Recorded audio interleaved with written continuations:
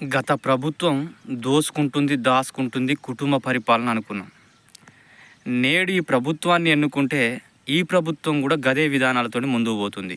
వీళ్ళు గంతే కదా, కుటుంబంలో ఉన్నోళ్ళందరూ దోసుకుంటుర్రు. వాళ్ళు మంచిగా రియల్ ఎస్టేట్ అని చెప్పి అదాని కబ్జాలని చెప్పి వాళ్ళ కుటుంబ సభ్యులు చేస్తున్న పరిస్థితి. మరి ఈ ప్రభుత్వాన్ని ఎన్నుకుంటే గయ్యే నీళ్లు, నిధులు, నియామకాలు మళ్ళీ మంచిగా అవుతాయి, మంచిగా ఉంటుందని చెప్తే ఆ మూసి పక్షాలను అని చెప్పి అక్కడ కొద్దిమంది బాధితులను ఇబ్బంది పెడుతున్నారు. చేసేదో మంచి విధానాలతో చేసుకుంటూ పోతే బాగుండేది. ఏది కూడా కరెక్ట్ లేదు. పైసలతోటే పని అవుతుంది ఈ ప్రభుత్వాలది కూడా. పైసలు దాచుకోవాలి, దోసుకోవాలి, భూములు గుంజుకోవాలి. చూస్తున్నాం కదా, ఎక్కడెక్కడ హైడ్రా అని చెప్పి అక్కడ ఇబ్బందులేనే. హైడ్రా అసలు ఎవంది, కాలేజీలు పెట్టిర్రు, చెరువులు పూడ్చి, మరి వాళ్ళని పెద్ద పెద్దోళ్ళని ఏం చేస్తులేదు, పేదోళ్ళనే చేస్తున్నారు. చూపెడదామా? ఎన్ని స్కూళ్ళు కడుతున్నారు, ఎన్ని కాలేజీలు కడుతున్నారు, ఎక్కడెక్కడ ఎవరెవరు ఉన్నతవంతులు కట్టిర్రు, వాళ్ళ కూలగొడుతున్నారు అంటే కూలగొట్టట్లే. అవి వెలుగులోకి వచ్చినా కూడా అవి పట్టించుకోవట్లేరు. ఖమ్మంలో చూసుకుంటే బాధితులను కాంచి ఇల్లులు కూలగొట్టి భూములు గుంజుకుంటారు, మళ్ళీ వేరే దగ్గర పట్టాలు ఇస్తారు. ఎంతమందికి ఇస్తున్నారు అంటే మరి కూలగొట్టింది 1000 మందికి అయితే ఇచ్చేది 300 మందికి. ఇది ప్రభుత్వాల పని. అందుకనే బహుజనులారా, ఏ ప్రభుత్వాన్ని ఎన్నుకున్నా మన పరిస్థితి ఇంతే. బహుజనుల బతుకులు మారవు, మన బతుకులు అసలే మారవు. అందుకనే బహుజనులు రాజ్యాధికారంలోకి వస్తే మనం అధిక జనాభా కనుక మన పరిస్థితులు ఏంది, మనం ఎట్లా బతకాలి, పేదవాడిని ఎలా చూసుకోవాలి, ఏమేమి సంక్షేమ పథకాలు పెట్టాలి, పేదవానికి ఎట్లా చేకూరాలి ఆ సంక్షేమ పథకం అనేది మనం ఆలోచన చేస్తాం. ఈ అగ్రకులాలు, ఈ అగ్రకులాల పార్టీలు వాళ్ళ జనాభా తక్కువ కనుక వాళ్ళది వాళ్ళు చూసుకుంటారు, ఉన్నత పదవులు మొత్తం వాళ్ళకి ఇచ్చుకుంటూ పోతారు. ఇవాళ అధికారంలో కానీ ప్రభుత్వంలో కానీ నామినేటెడ్ పదవులు మొత్తం అగ్రకులాలకు ఇచ్చుకుంటూ పోయారు. ఎక్కడనో ఒకటి బీసీలకు, ఎస్సీలకు, ఎస్టీలకు, అది కూడా ఇచ్చిన కాడే అన్నో చిన్నపాటిదే, మళ్ళీ అది పెద్దది కూడా కాదు. పెద్దది మనకి ఇయ్యరు, చిన్నది మనకి ఇస్తారు. ఇది మనం గమనించుకోవాలి. వాడు ఇచ్చుకుంటూ పోతే మనం సపాట్లు కొట్టుకుంటూ పోతున్నాం, వాడు సభ పెడితే మనం వెనక కూర్చొని సపాట్లు కొడుతున్నాం. మరి మనం ఎప్పుడు సభలు పెట్టాలి? వాళ్ళు చూసినవా, నిన్న ఒక రాజగోపాల్ రెడ్డితో రేవంత్ రెడ్డి లంచ్ ఏర్పాటులో ఉన్నాడు. ఎందుకంటే ఆయన 2 తిట్లు తిడుతుంది కదా, వాడిని బుజ్జగించుకుంటూ పోవాలి. ఈ విధానాలు నడుస్తున్నాయి. ఇంకొక 2 రోజులు అయితే మంత్రి పదవి ఇస్తాడేమో. ఇంకా బహుజనులు ఇది గమనించరు, ఇంకా సపాట్లు కొడతారు. ఆ రెడ్డి అమ్మంటే తిరుగుతారు, వాడి చేతి మీద వేయగానే అబ్బా సల్లా పడుతుంది మనోనికి. ఈ విధానాలు నడుస్తున్నాయి. మరి బహుజనుడు ఎప్పుడు మేలుకుంటాడో, ఎప్పుడు ఈ రాజ్యాధికారంలోకి వస్తాడో, మన ఓటు మనం ఎప్పుడు వినియోగించుకుంటాడో తెలియట్లేదు. ఓటు అనే ఆయుధానంతో చాలా పనులు ఉన్నాయి, కానీ మన ఓటు 500కే అమ్ముకుంటున్నాం, 1000 రూపాయలకు అమ్ముకుంటున్నాం. ఇయ్యకుంటే ఇంకా బయటకు వచ్చి నాకు ఎందుకు ఇయ్యలేని అడుగుతున్నాం. ఇక సిగ్గు శరం ఉండాలి మనకు. ఎక్కడ ఏం లేదు, అన్నీ ఉత్తమ మాటలే. గ్రామ సభలలో కూడా ఇక అంత చీప్గా అయిపోయింది వ్యవస్థ. ఎందుకంటే పొగడాలి, స్టేటస్లు పెట్టుకోవాలి, సోషల్ మీడియాలో వైరల్ చేయాలి. వాడు చేసిండా అంటే ఏం ఉండదు, ఉత్తమ వచ్చేటి అంతా ఏం చేయలేదు, ఏం కాలేదు, బహుజనునికి పేదోనికి ఏం దక్కలేదు. ఈ ప్రభుత్వాన్ని ఎన్నుకుంటే ఏదో మరగబడుతుంది, ఏదో ఎలగబెడతాడు, ఏదో మనకు అవుతుంది అని చెప్పి అనుకున్నాం. ఏ ప్రభుత్వం కూడా గంతేరా భయ్. బహుజనుడు రాజ్యాధికారంలోకి రావాలి. ఒక ఎస్సీ, ఎస్టీ, బీసీ అందరు కలగలుపుకొని మన ఓట్లు మనం వేసుకొని మనం రాజ్యాధికారంలోకి వస్తేనే మన పరిస్థితులు మారుతాయి, మనం అభివృద్ధిలోకి వస్తామని చెప్పి కూడా ఈ సందర్భంగా తెలియజేస్తున్నా. ఇంకోటి, చిన్న ఉద్యమకారులు మాట్లాడితే పెద్దగా చూడరు, పెద్దగా వినరు. ఎందుకంటే ఈయనకు కావాల్సింది షోయింగ్లు కావాలి, పెద్ద పెద్ద టీవీలలో ఉండాలి. గీ మాట్లాడితేనే చూస్తారు తప్ప కానీ మరి ఎందుకు మాట్లాడుతుండు, ఎందుకు చేస్తుండు అనేది మా బహుజనికి అర్థం కాదు. వీనికి ఎప్పుడైతే ఆపద వస్తుందో అప్పుడు అర్థమవుతుంది. అప్పుడు మన దగ్గరికి వస్తాడు. వీనికి ఆపద వచ్చే రోజులు దగ్గర పడతాయి. ఇక ఆడు కబ్జాలనో ఇంకేదో ఈయనకి రోగం వచ్చో నొప్పి వచ్చో వచ్చినప్పుడు, ఈయనకి ఆ డబ్బులు లేనప్పుడు మన దగ్గరికి వస్తాడు. ఈ కొద్దిగా ఉంటుంది కదా, ఆ ఉన్న రోజులు కొద్దిగా ఆట ఆడతాడు మా బహుజనుడు కూడా. మా బహుజనులకు అసలు ఇంత కూడా లేదా. ఇక చెప్పుకుంటే సిగ్గుపోతుంది, ఇంకా తిడుతుంటే ఇక మా బహుజను నేనేం తిట్టాలని చెప్పి అనిపిస్తుంది. కానీ ఈ విధానాలు నడుస్తున్నాయి. మరి మనం మారుదాం. ప్రతి నియోజకవర్గంలో, ప్రతి జిల్లాలో, ప్రతి మండలంలో, రాష్ట్ర వ్యాప్తంగా, తెలంగాణ రాష్ట్ర వ్యాప్తంగా మంచి అంశాలు ఎన్నుకొని చిన్న చిన్న సభలు పెట్టుకోండి, జనాలను చైతన్యం చేయండి. ఆల్రెడీ 50% బీసీ ప్రజలు, ఎస్సీ, ఎస్టీలు చైతన్యం వైరు, మా ఓటు మేము వేసుకోవాలి, గానికి ఎందుకు వేయాలని అమ్మాడు వేస్ట్ గాడు, వాడు మంచిగా దాచుకుంటుడు అని కుటుంబ సభ్యులు వాళ్ళు మంచిగా లగ్జరీగా తిరుగుతారని చెప్పి మాకు అర్థమైపోయింది. మాకు సంక్షేమ పథకాలు రావు, మాకు నీళ్లు రావు, నిధులు రావు, నియామకాలు అసలే లేవు. ఉద్యోగాలు ఇస్తే మళ్ళీ వీడు చైతన్యం అవుతాడు, వీడు మళ్ళీ వీడు హక్కులు అడుగుతాడు అని చెప్పి కూడా ఉద్యోగాలు వేయట్లేరు.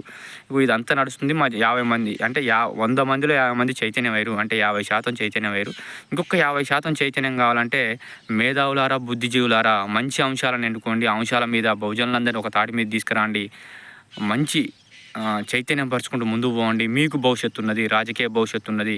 మీరు ఏదైతే రాజకీయం చేయాలనుకుంటారో ఆ రాజకీయ భవిష్యత్తు ఉండాలంటే మంచి అంశాల మీద. ఇప్పుడు నియామకాలు జరగట్లేవు, ఎందుకు జరగట్లేవు అనేది ఒక అంశం మీద ఒక వారం పెట్టుకోండి.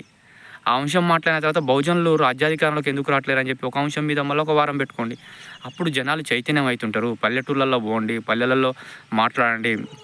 వాస్తవానికి మన బహుజనులు ఎవడన్నా కొద్దిగా ముందు పోయి మాట్లాడదామంటే మనల్ని తొక్కుతాడు, కనీసం సాయం చేయడే. అరే పాపం వీడు మన కోసం పోరాటం చేస్తున్నాడు, వీడు పేదోడు, వీడు ఎట్లా ముందుకు పోతాడు, సభలు ఎట్లా పెడతాడు, వీనికి ఇంతో అంత సాయం చేద్దామని చెప్పి కొద్దిగా ఉన్నోడు ఉంటాడు చూసినా, వాడు సాయం చేయడు. అగ్రకులానికి ఇంకా వెనకంగా వేసుకొని మీటింగ్ ఖర్చు పెడతాడు, ఫ్లెక్సీ కొట్టిస్తాడు, అదంతా చేస్తాడు, కానీ మనకు సహాయం చేయరు.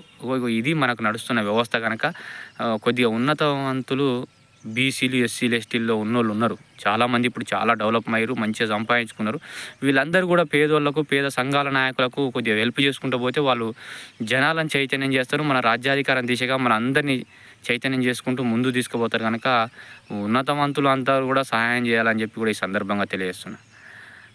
సభలు పెట్టే వాళ్ళకి ఇప్పుడు కొద్దిమంది పెద్దోళ్ళు ఉన్నారు, కొద్దిగా తీర్మార్ మనల్ లాంటి వాళ్ళు, విశాన్ మహారాజు లాంటి వాళ్ళు, మందకృష్ణ మాదిగ, ఆర్ కృష్ణయ్య, జాజుల శ్రీనివాసు, ఇట్లా చెప్పుకుంటూ పోతే చాలామంది ఉస్మానియా యూనివర్సిటీ విద్యార్థి నాయకులు, పృథ్వీరాజన్న లాంటి వాళ్ళు, ఇట్లా చాలామంది ఉన్నారు. వాళ్ళందరికీ ఏదో ఒక విధంగా సహాయం చేయాలి మనం. వాళ్ళు సభలు సమావేశాలు పెట్టాలంటే మనం సహాయం చేస్తేనే కదా వాళ్ళు అక్కడ ఏడుంటాయి.